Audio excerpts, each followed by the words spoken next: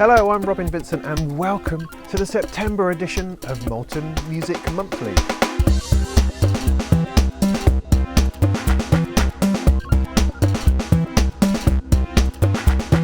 It's been all a bit suspiciously lively this month while the kids are back at school. Autumn seems to have turned up, although today I'm basking in some beautiful Norfolk sunlight. But more importantly, what's been going on in the world of music technology, software, hardware, synthesis and modular? Let's see now. Well, Synths released their not quite finished massive Techno System. Vladimir gives us a dazzling new version of Euclidean Circles, and we all pretend to know what it does. Audiophile Circuits League have taken on the awesome Sinfonion. Native Instruments release a whole bunch of stuff. Endorphin's increasingly annoyingly named Look Noir ships. Noise Engineering get all posh with some 5U modules. System 80 opens up pre-orders on their 880 TR-808 clone Eurorack drum machine thingy. The Polyfusion is back.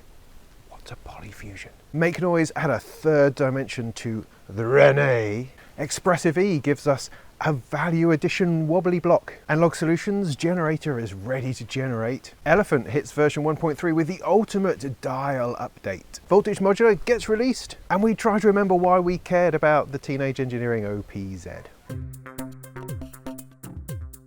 But first, some more Surface Go news. Now, it's all taken me a little bit longer than I anticipated, really. It just takes a bit of work getting stuck in there and testing and retesting and going back and then having to test before you tweak something, then going back and having to test that after you've tweaked it to compare it with the one that you tweaked and tested before that. So my testing of the Surface Go is ongoing and I'm trying to squeeze it in whenever I can. In fact, I should be making a video right now, but I also have to make this video. So you can see how these things can get complex and a little bit left behind.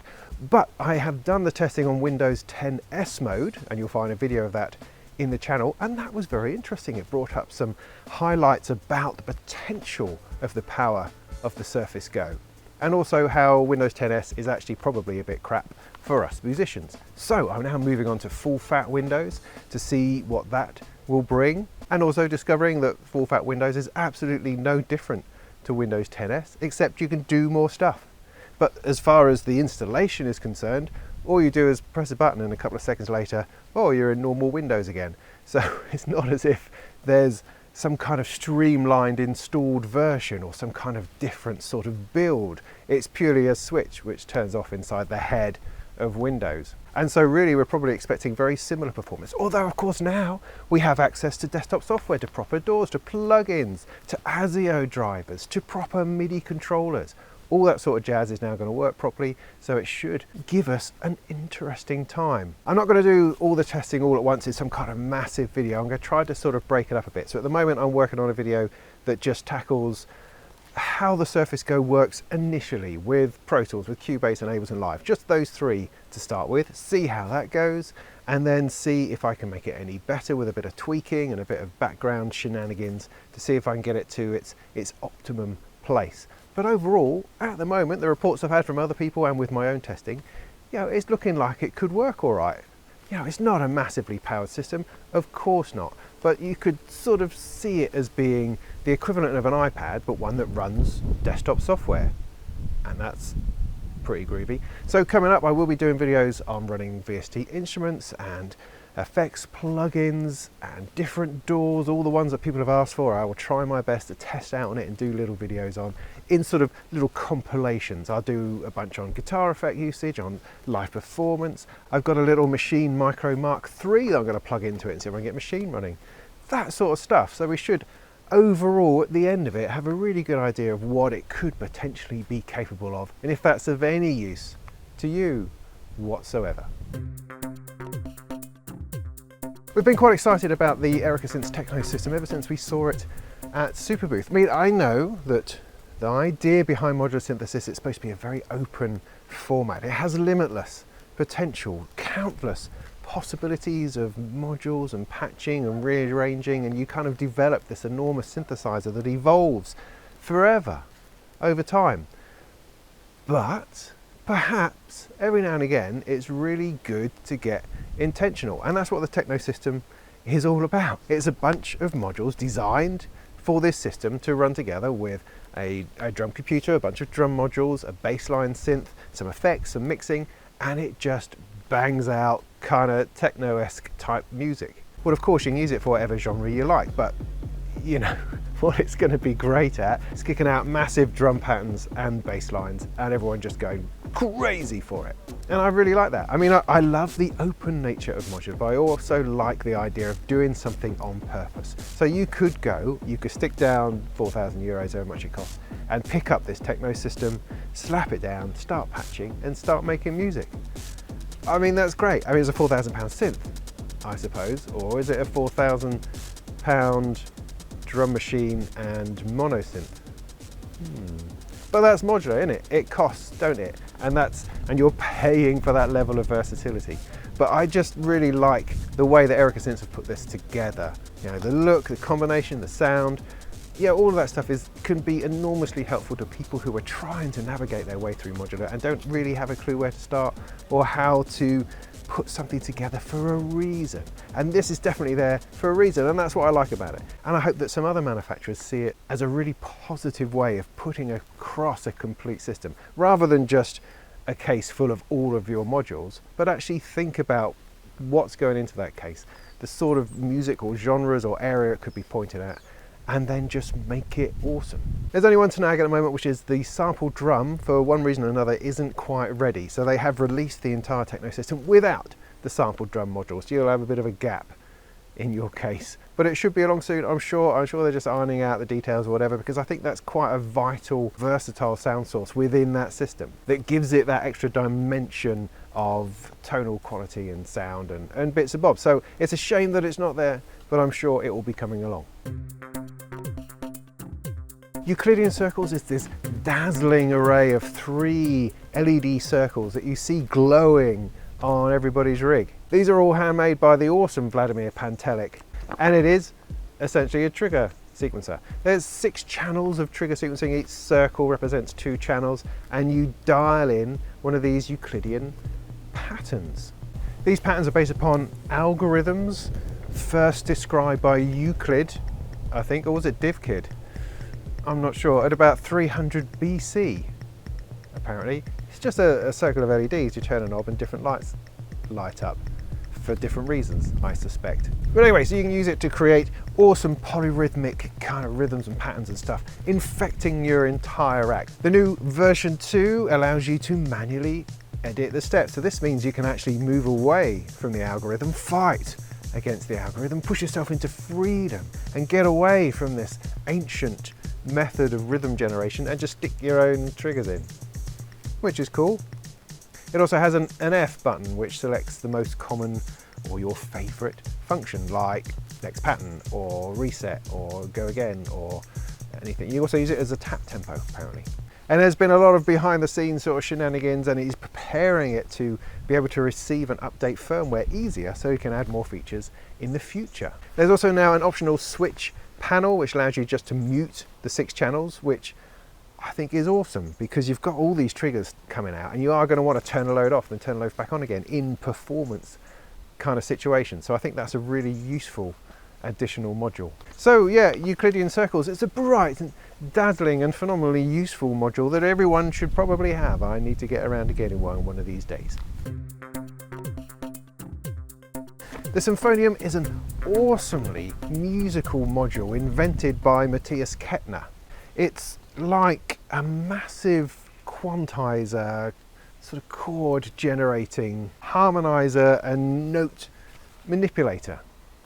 It could run your whole rig. You can have all sorts of, you know, chord changes and key changes and quantization oozing out of it on all sorts of different channels in all sorts of different ways. It was originally developed with Instruo, and there's a fantastic video with Matthias showing you exactly what it's all about, and it's a phenomenal thing. I mean, it's the musicality that's just so amazing, because you often associate Modular with being blips and noises and glitches and bits and pieces, but this just brings the melody, it brings composition to it, and it brings an enormous amount of arranging possibilities in live performance.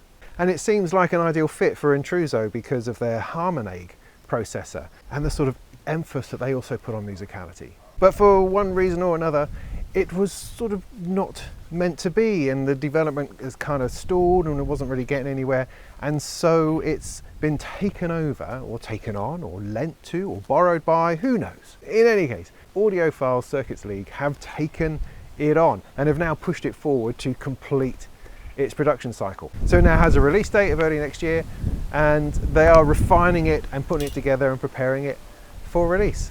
And that's awesome, because this is a phenomenal module. I mean, I don't know whether it's something that I would ever have the musical ability to use. Does that make sense? But I can imagine it being just the awesomest control center for everything.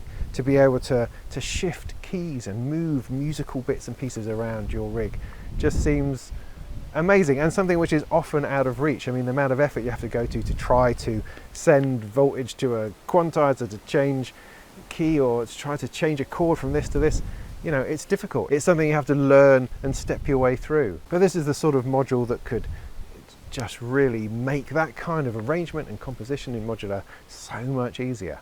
Now, the only downside is that I really like the Instruo aesthetic. I like the organic nature of it, the colours that they use, the palette that they use, the front panel design, all those sorts of things. It just has a soft, organic and earthy thing about it. Audiophile Circuits League, not so much, not so much. It's very kind of, I guess it's German, it's from Berlin, it's very ordered and straightforward and professional looking. It now looks like a proper piece of audio gear, which I think is a shame, but never mind. At the end of the day, the Sinfonion itself is going to be an awesome thing, and I'm looking forward to hearing far more about it. Now, Native Instruments have had a bumper party of releases this month, with, of course, the most important one probably being Komplete 12. Oh yes, they've clocked on from Komplete 11 to Komplete 12, and you get everything that was released pretty much, I think, between 11 and 12. It's one of these things where once you're on the Komplete roundabout, you're never quite sure whether the upgrades are really worth it, because you've kind of already got everything, and then the next upgrade comes along and you think, well, what, I get another half a synth and a couple of plugins? I don't know. So if, you know, if like me, I hung around on version 8 for ages, trying to find that point at which to jump, because the other thing they do, which I find particularly annoying, is that they have the upgrade price is the same regardless of what version of Komplete you've got. So you might have upgraded every single time and you still have to pay as much as someone who's upgrading from version 8. That annoys me. That annoys me. I don't know why they do that. I mean, it's great if you are on version 8 because you can upgrade for the same price as everybody else. But if you're a dedicated fan and you want to keep up to date on anything, you just kind of feel like you've been penalised. But anyway, what is cool inside Komplete is, of course, Contact 6, the massive X, and yeah, some extra library and some more sounds and stuff. Contact 6 is a bit of a weird one because there's kind of not a whole lot of information about it. I mean, it's been on Contact 5 for decades. For 100 years it's been on Contact version 5. And so the move to 6 I would have expected to be just the most phenomenal thing ever, bringing in just things we hadn't even thought of, things we had not conceived should surely now be in there, because it's the industry standard sample library player. I can't put my finger on anything that's particularly new. It has, perhaps they've opened up the instrument designer a bit more, so it's now easier for idiots like myself to design and build your own instruments. I just don't know how likely that is. I don't know, I guess there's probably more stuff in there, more modulation, more moving about, more effects, that kind of thing. I was just sort of hoping for something really mind-blowing, but also we haven't properly seen it yet. So maybe there's stuff in there which is yet to emerge. Massive X, on the other hand, looks completely different. So much so that you kind of got to think it's a brand new product as opposed to being something to do with the original Massive. I mean, again, bugger all information on it because it's not actually going to be released until the new year. If you buy Komplete now, you will get a free version of Massive X once it's released.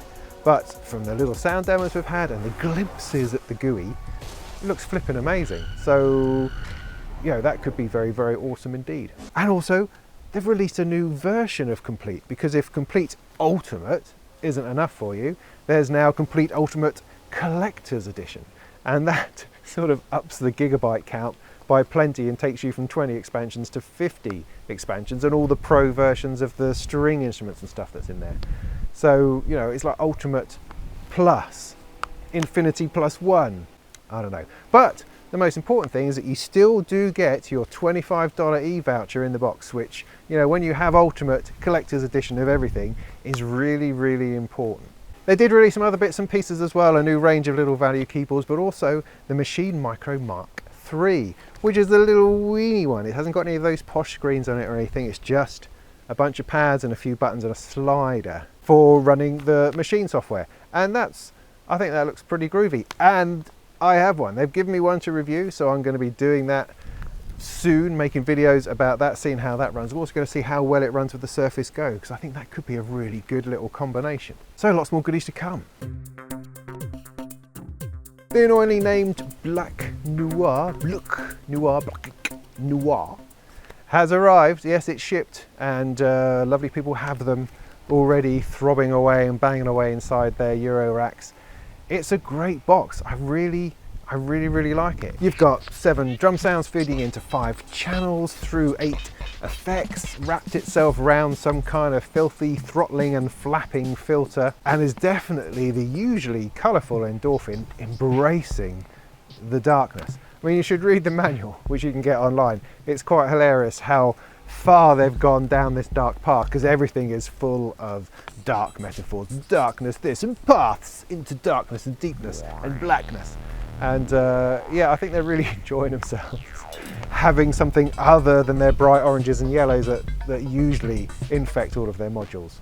But it just looks like a load of fun and completely sorts out that modular problem of what you do about drums, because the accepted normal way is you buy one module for one sound, and you very quickly fill up an entire row just for having a kick snare and a hi-hat, a couple of toms and a crash. And that's fine if you are into individually sculpting absolutely every single sound in your system, but sometimes you just want some drums, man. And something like the Black Noir I think is perfect for that. It's kind of like taking the Synths Techno System and squeezing the whole thing down into a single module. A little bit like that. And of course the Black Noir would run perfectly with the Synths drum computer. So the Black Noir is definitely on my list of things I would buy if I could afford it and had the space wish list. Recently, Noise Engineering ported some of their modules to Reason as rack extensions, which I thought was pretty awesome. Well, now they've gone completely the other way and have created some very posh looking 5U modules that fit into the Moog modular format. They look really serious, and I don't imagine that 5U modular tweakers have ever had quite anything like it. I mean, these are strangely digital parametricalized percussion synthesizer module thingies. They bang, they crash, they noise, they glitch, they fizz. I'm just not quite sure what these 5U modulators will think about it. I mean, I don't know anything about it. It's kind of, you know, I understand a bit about Eurorack, the 5U scene, man. I have no idea what that's about, but one imagines that it's full of very, very sober gentlemen, possibly ladies, who like to analyse signals and plug things carefully from one place to another in order to sit around and nod and ponder the nature of sound and signals and electricity and how it moves through the world. And sort of Noise Engineering gets there and goes, and that just seems somehow out of place, but awesome at the same time. It's just the sort of thing they need, I would imagine. But as I say, I don't know anything about it, so I'm just talking. The modules in question are, of course, the Basimilus Iteritas Alter and the Magnus version of that, but they're now called the Basimilus Iteritas Magnus because they're big and dark and posh looking. I mean, they look fantastic. That is the thing about the Moog modular format, is that these 5U modules just look flipping amazing, but of course are expensive and big and posh, and you'd need a whole house just to put them in. System 80 have opened pre-orders on their 880 TR-808 style Eurorack drum machine. It's a beautiful thing. It's a lovely little thing. I mean, it's 60U, it's a big, wide module, but the sort of miniaturization that the 808 has gone through to get into that space is just lovely. It's elegant. It looks just perfect. Yeah, they've clearly sort of knocked the design out of the park. I think. Now I imagine that they were pretty worried about what Behringer were going to do when there's all this talk of the 808 clone that they were going to make, because some of their synths up to now, the Neutron and the Model D, have all sat into that 60 HP Eurorack format and can drop into a Eurorack system. And if they were going to do the same, they would have banged them out for a couple of £100, and it would be game over for anybody else trying to achieve that sort of thing in Eurorack. So I imagine System 80 were holding their breath before the RD808 came along at Superbooth. But thankfully, Behringer went full-on desktop, which means that System 80 have the space, for the moment, to occupy with their own take on the Roland 808 drum machine. It's got 16 808 voices with 32 steps and 12 banks of 16 patterns, 11 outputs and all that jazz. It does lack a little bit in terms of CV inputs and modulation control, but apparently they're also working on an expansion model for it, which is going to give you all of the trigger out so you can start triggering other devices in your system. At almost $1,000, it's not cheap, but it's terribly classy and beautiful to look at, and appears to absolutely work brilliantly. I mean, if you were to combine the Erica Synths drum computer with the Endorphin Black Noir to create your own drum machine, that's going to be much more than $1,000. So actually the price ain't that bad. It's only really Behringer with their sub $400 drum machine that makes it appear expensive. And with a dramatic change to the light, I'm back several hours later. Now, where were we? Ah yes, Polyfusion. Now, I've not come across this before, but apparently it was a very famous, massive modular synthesizer from the 1970s. It came out of Moog. It was a couple of guys who were working for Moog, making synths and stuff. They had a couple of their own ideas, and of course, probably the legend is that he went to Mr. Moog and said, "Oh, we've got these really great ideas," and he says, "Yeah, right, sling your hook, because it's my way or the highway." And so they went, "All right then," and off they went and formed Polyfusion and created their own version of this massive wall of modular synthesis. It's a fabulous thing, it's fabulously large. It's called the Polyfusion Series 2000.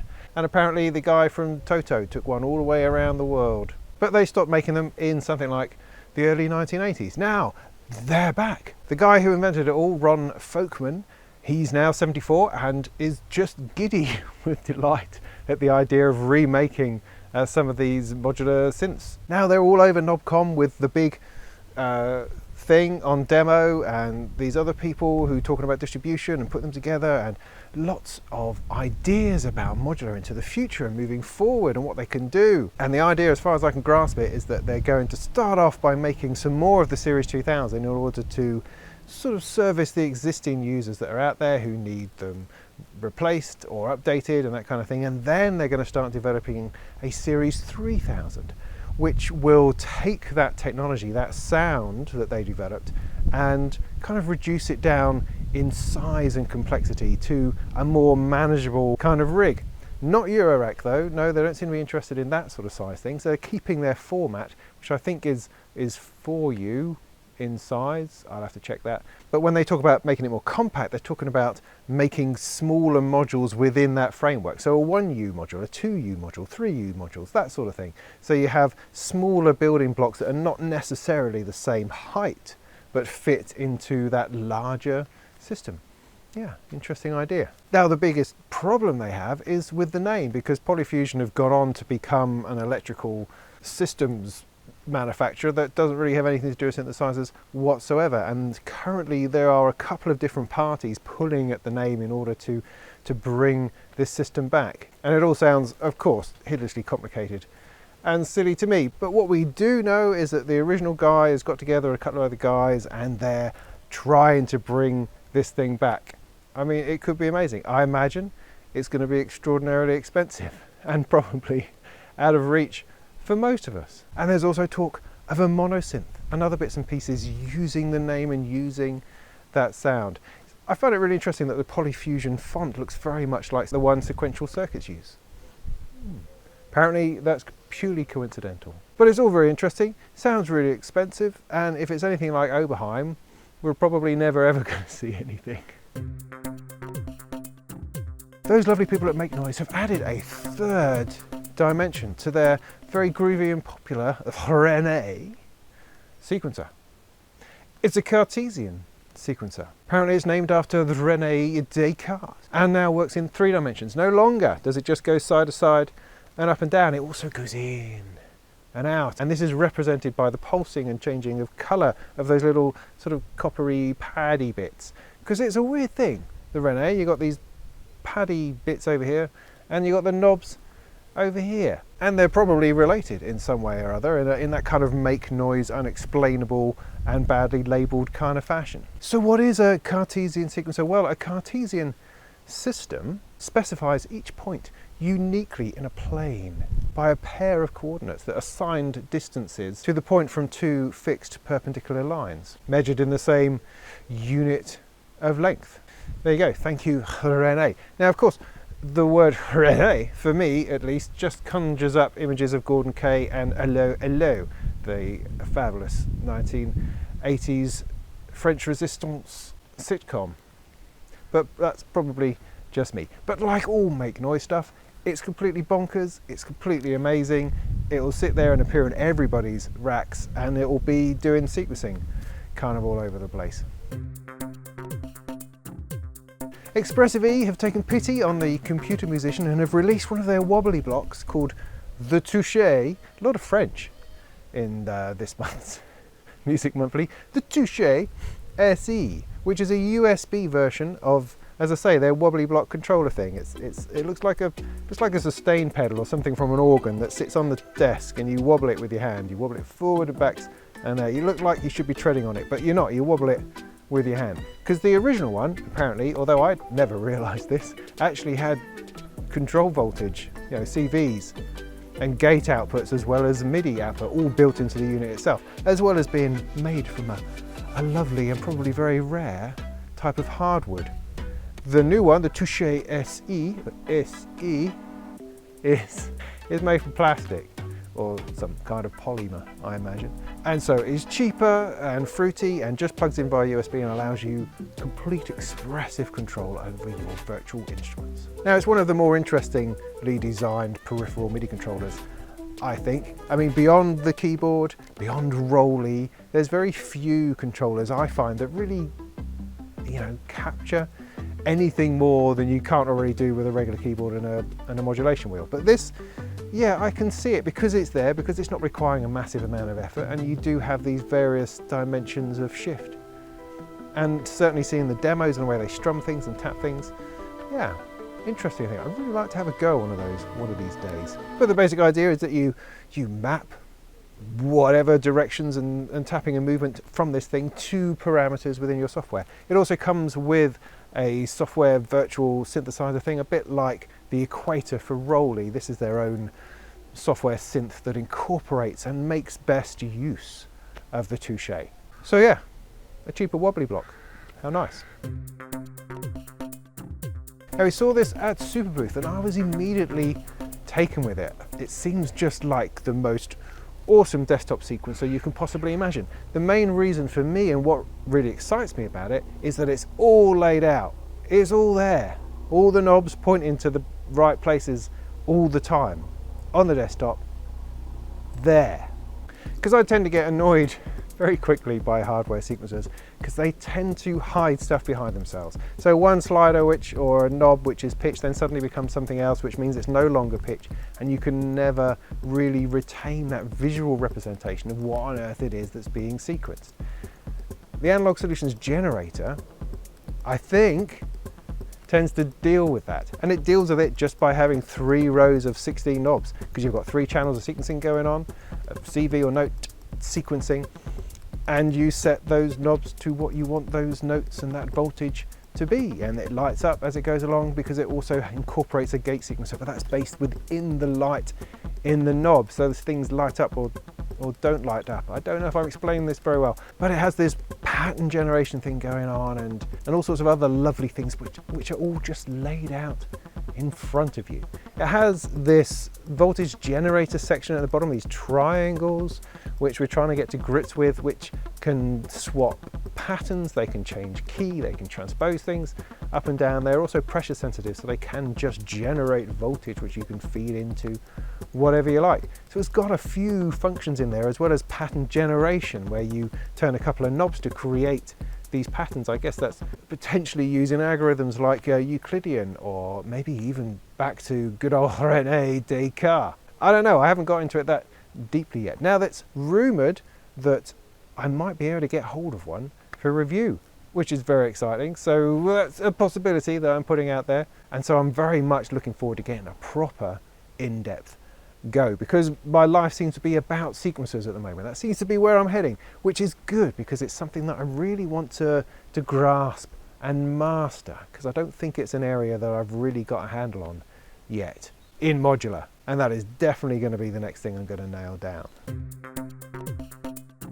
So talking of awesome sequencers there, and this feeds into this beautifully, I got hold of this just simply wonderful little sequencer from a company called Tenderfoot. Well, it's hardly a company, it's more of a bloke really, who got in touch with me and said, would I like to try out his new sequencer he's been working on? And I said, yeah.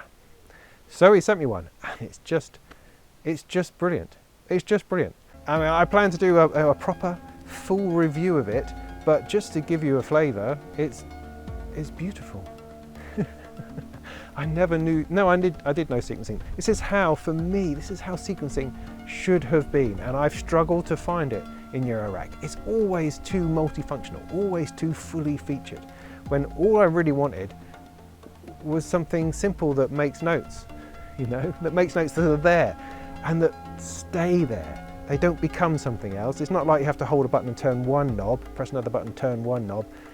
No, I don't want that. I want knobs which represent the steps, which are dialed to where I want them to be, so I can see that they are there. That makes sense. Am I the only person who's interested in that sort of sequencing?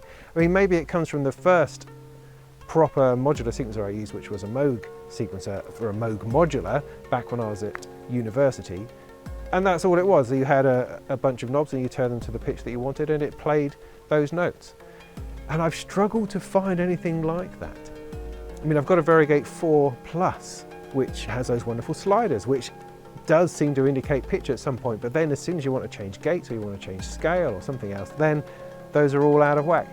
I've got the Hermod, which doesn't have any knobs on it at all, hardly. So that doesn't work. The Mother 32, no, that's more of a sort of a 303 style sequencer, so that doesn't really display the pattern either. The BeatStep Pro potentially has everything inside it, and yet again there's no real knowing what pitch it is selected anywhere. There's no sort of visual representation of that. I mean, maybe I'm an idiot. Maybe you're supposed to know what the sequence is, and that's why you don't ever need to see it again. You just put it in and then you use your ears and you sculpt like that. But I'm just a much more visual person, and I love seeing it step through. So this is the Tenderfoot Lattice, and it's great. It's 12 knobs, three rows of 4, 4 rows of 3, 3 by 4 it is, and you set them and they're set and it steps through, and it's lovely. And you have more options than that. You can step it through, or you can make it go down a row or across a column, or along a row down a column. I know, in either of those directions, or have it moving around in strangeness because you're clocking both of those inputs and stepping it through at the same time. So the reality is that you could create 3 notes, and then when you border those 3 notes, step to the next 3 notes, step to the next 3 notes, and you've got 4 different chords if you like, playing 4 different triads, arpeggiators going on, or 3 4-note ones if you go down the other way, or you can just mess it about. And I've had no end of fun just running it through something nice like the 2HP pluck and just moving the knobs, because it then changes the note. Run it through a quantizer, beautiful. It's just a glorious thing. Simply because I've struggled so much with sequencing, and I feel like it's set me free, and I feel like I could go anywhere now, set up my rig and start playing a tune simply because of that sequencer. I'd start with that, have it running through things, and then build from it out as far as I like, because it's there and I can see what it's doing. Yeah, good job. Well, you know, he's open for business now. What he thinks he might be able to knock one together every so often. So if you get in touch, if you fancy that sort of thing, then go and drop him a line. Peter Young, I think his name is, from Tenderfoot. Voltage Modular, the new virtual Eurorack environment, has now been released. It's reached version 1 and it's good to go and it is out there in the world. You can get hold of it right now if you wish. If you get it early on, you also get the Misfit drum machine and drum modules all thrown in for the same price, and that includes that 808 style drum machine, so it's actually well worth it. It's fruity, it's fun looking, it works really well, it's very compatible, it will run standalone on Mac or Windows. It's also VST plugin, AU plugin, AAX plugin for Pro Tools. It will do the lot. It's very stable, runs very well, workflow is good, it's animated, it's lively, and it sounds pretty good. You know, it works on more things and is more robust, I think, than VCV Rack, and it has the potential to expand more perhaps than Soft-Tube Modular, which, you know, Soft-Tube Modular has gradually expanded. Slowly the odd module comes along, but hopefully with Voltage Modular it's going to balloon. I mean, that in many ways is the key to its success, because I mean, it's good, it's a good environment, the workflow is good, you can move modules around really easily, all the wiring throws itself about, it has all the sorts of modules that you need and some that you've never heard of. But the key to it, I believe, and what makes VCV Rack so good, is the development, is the constant churning and evolution and change for more and more stuff, because to a degree what's inside Voltage Modular is pretty standard. You got your oscillators and your amplifiers, your envelopes, all the usual sort of modular stuff, but less so of the more creative modules, the kind of the weirder stuff, the stranger bits of modules that manipulate CV and do all the craziness. But it's ready for that, it's ready to go for that. I mean, what they're hoping to do is to encourage users to develop their own modules for it, and you can build a module, it has a suite of tools to allow you to do that, and then you can upload it to the integrated shop and sell it to all the other users.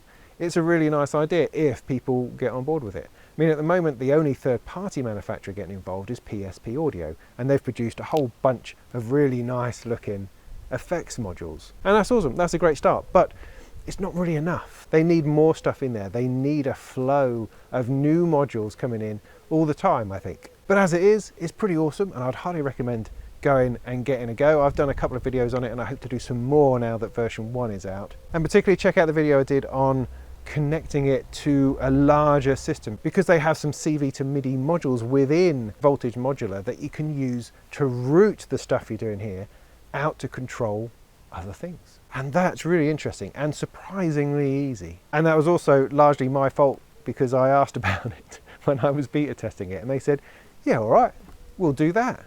So they have. A quick note on Surface Style Elephant. Now this is the strangely named but awesomely useful utility which takes the Microsoft Surface dial and allows it to map itself to controls in virtual music software, like turn it to a knob of a virtual instrument or to a control in your DAW. It's very, very clever. But the creator Pablo Martin has just released an update 1.3 which I believe just completely nails it.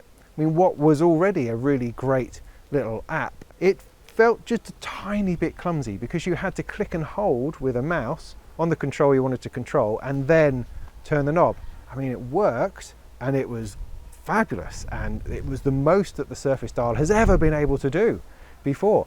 It also had MIDI mapping built in, so you could map it directly to things and then not have to do anything other than turn the knob. And that's fine, but this is the sort of the click and control element that I'm talking about. And in version 1.3, he's now cracked the ability just to hover the mouse over what you want to do. So stick the mouse pointer on something and then you can control it.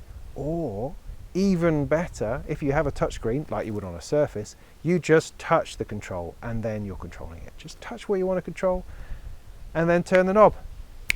Magnificent. That's just fabulous. It's a great thing. It's a totally great thing, and takes this Surface Dial thing, which I very rarely used, into something which can actually drop into my system and be part of what I'm doing. It can just be there, because I get bored with using a mouse. Reaching out and touching and moving controls is great, but you're sometimes covering over what you're trying to see. So now I can just touch it and then dial in what I want it to be. Fantastic. Fantastic. Elephant 1.3. And finally, the OPZ from Teenage Engineering is finally open for pre-order and should be shipping in October. Hooray! It's only like 2.5 years since we first saw the thing. And sadly, I don't know about anybody else, but I'm kind of a bit tired of it. I'm a bit bored of it. I mean, 2.5 years ago, you went, oh, that's interesting.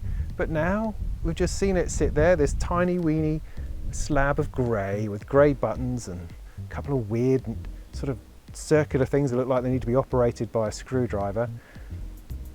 I don't know, what is it? What is it? I don't know that I get it anymore. I mean, all the marketing speak and the wordage on the website, which at one time felt really quirky and fresh, now kind of just feels a bit meh. You know, we kind of heard it all before, and all of the exciting stuff that is in there is kind of a bit more commonplace. I mean, had they'd released it 2.5 years ago, it would have been flipping awesome. Wow, look at all of that. But now, because they make a lot of the per step control and per step modulation, you can do all these different things per step. Yeah, you can do that on the Grandmother, you can do that on the IK Uno, for heaven's sake. Most things, most software sequencers, you can do whatever you like. All the Electron stuff, you can do all that stuff. So it's not really exciting anymore. It's also not a 16-track sequencer, although they put it forward as a 16-track sequencer, because, well, half of them are to do with MIDI and effects and visuals. So you're not sequencing music, you're only actually got 8 tracks of music sequencing, and one of those is dedicated to kick, next one's dedicated to snare. You see where this is going, and one to chords, one to arpeggiators. So suddenly it's a very, very narrow field of view from something which is kind of put across as being ultimate and infinite and extraordinary and individual and expressive. It seems really, really narrow, oddly. Now, I felt kind of similar things about the OP1.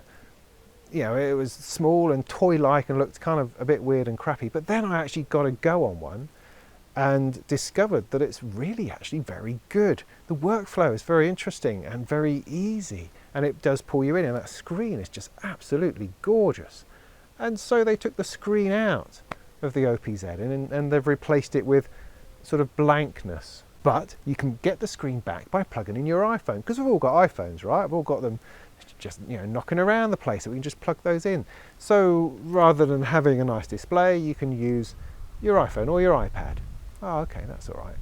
The other thing it does is visual stuff, both video and image manipulation, along with a 3D Unity engine. Now, I sort of mistakenly believed that that was going to be part of the unit, that you'd have an HDMI output out the side and you'd plug that into your projector and off you go. No, again, it's back to your iPad.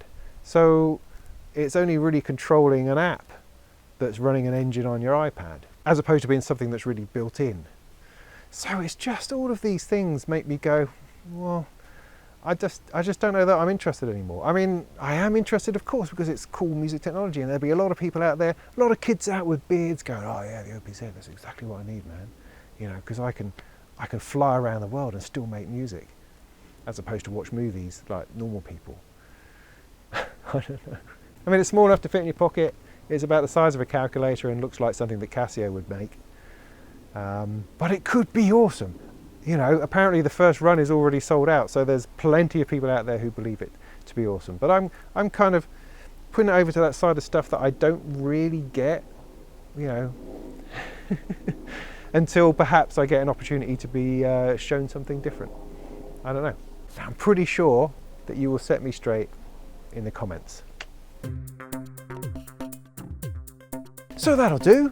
But what's coming up? Well, first of all, we have SynthFest. We have SynthFest in just over a week. Next Saturday, the 6th of October. Yes, it is the 6th of October at the Sheffield University Octagon Centre or something. It's a big octagon-shaped building somewhere in the middle of Sheffield. You know, stick it in your sat-nav and you'll find it, I imagine. And it is the Sound on Sound sponsored SynthFest. The idea is that manufacturers and modular people all come together in this one big hall or couple of halls and show their stuff. All the big names will be there, I imagine, you know, Arturia and Moog and Korg and Yamaha, Roland, those sorts of people, but along with all the smaller modular developers from all corners of the place. It's also a modular meet, so people, normal regular punters, would also bring their modular along and show it to people like myself who just happen to be walking past. It's a noisy thing, it's a busy thing, but it is a genuine opportunity to get to play on some really cool gear and talk to the people behind it. More often than not, you're talking to the person who made the thing, and that's just brilliant. That's just a brilliant part of SynthFest. In fact, I kind of hope that not too many people go so that I have more time to talk to everybody who's there. But I guess that's probably not the attitude, really. Running throughout the day is also a bunch of fascinating seminars, which I don't know, it's not really my thing. Somehow I'm far more interested in the gear itself than actually hearing about how some guy used some gear and some very clever electronic music experience at some point. But I'm sure they're fabulous. I mean, particularly the round table discussions, they're probably, for my money, the most interesting thing. But the last thing I want to be doing at SynthFest is queuing up to see something. I want to be playing with synths and stuff. Or maybe that's just me, I don't know. So, you know, there's seminars there also. Fantastic. Go and check that out on the website and you'll be able to find out all about it. But it was at SynthFest 2 years ago, so this will be my third SynthFest, but 2 years ago was the first time I really encountered Eurorack. It was only 2 years ago. That is what kick-started me into this renewed interest in modular synthesis and patching and Eurorack and all that razzmatazz. And so in some ways it's a bit of a pilgrimage to go back to where it all started for me. So yes, I'll be there and I'll be dragging around a hopefully not too bored 11-year-old for, you know, protection and company, and I'm more than happy to stand around awkwardly if people want to come over and say hello. That's fine, I'll speak to anybody, I suppose. I won't necessarily know what to say, but it will be lovely. So if you're there, if you're coming along, just feel free to say hello and we'll go from there. I might be awkward, but I'm not very scary. And as is now customary after one of these Molten Music monthlies, we have a live stream this weekend, this Sunday. Oh yes, I don't think I'm clashing with anybody this time around, at least not so far. So come and join us this Sunday, 8 o'clock British summertime. It's still just about summertime. And we will chat about this month's news. We'll talk about synths and hardware and software and the Surface, and maybe I'll do a demo on the Lattice. And you can bring your questions, bring your comments, bring your opinions. We can just chat about stuff. And failing all that, if nobody really wants to say anything, then I'll just make some music and we can bubble along together, drinking beer and having a lovely Sunday evening electronic music nerdy time. So that's Sunday the 30th of September. That's this Sunday, 8 o'clock BST. Come and join in. Next up are going to be some more videos on the Surface Go. I'm right in the middle of that, and then a bit more modular DIY. So stay tuned for those, and in the meantime, please subscribe, please share, tell people about the channel. If you enjoy what I do, then consider Patreon. Consider throwing me a couple of dollars. That would be ace. I like that sort of thing. And in the meantime, go and make some tunes.